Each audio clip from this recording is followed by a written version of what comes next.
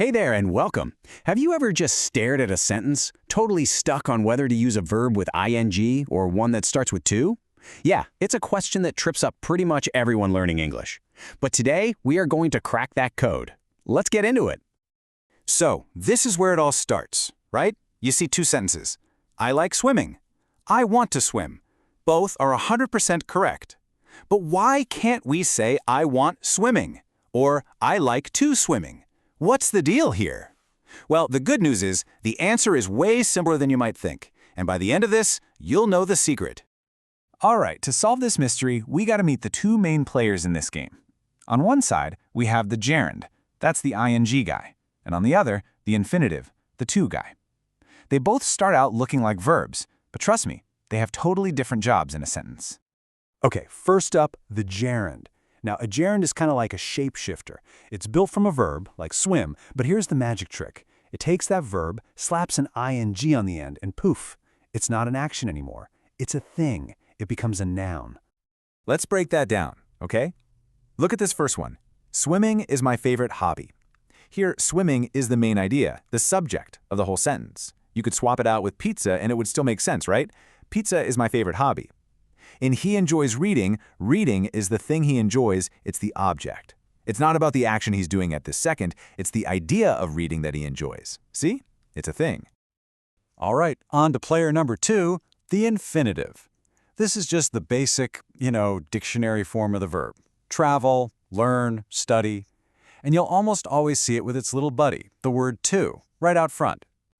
And just like gerunds, infinitives can play different roles. In to travel is the goal, to travel is the subject. The concept of travel is the goal. In she wants to learn, it's the object, the thing she wants. But here's where they really shine, showing purpose. Why did he come here? Boom! The answer is an infinitive, to study. Okay, so now we know our players. We've got the gerund and the infinitive. But the big question is still, how do we know which one to pick? Well, get ready because this is the big secret. The one rule that changes everything. And here's a hint. It has almost nothing to do with the gerund or the infinitive themselves. This is it. This is the whole secret. It is not about the ing word or the to word. It's all about the verb that comes before them. That first verb, that's the boss. It's the gatekeeper. It calls all the shots and decides who gets to come next. Once you get that, the whole puzzle just clicks into place. So check this out. Some verbs are just really picky. They have their favorites. You've got verbs on the left like enjoy, finish, and avoid. They always want a gerund after them. You enjoy doing something. You finish reading a book.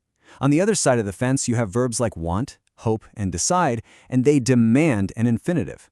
You want to do something. You decide to go. I love this way of thinking about it.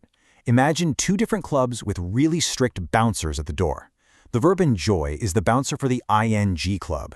It looks at your word, and if it doesn't end in ing, you're not getting in. No way. Meanwhile, plan is the bouncer for the to club, and it only lets infinitives in. All you have to do is learn which verbs are the bouncers for which club. Okay, so just when you're feeling good, feeling like you've got this all figured out, English does what it always does. It throws us a curveball. There are a few special verbs that are members of both clubs.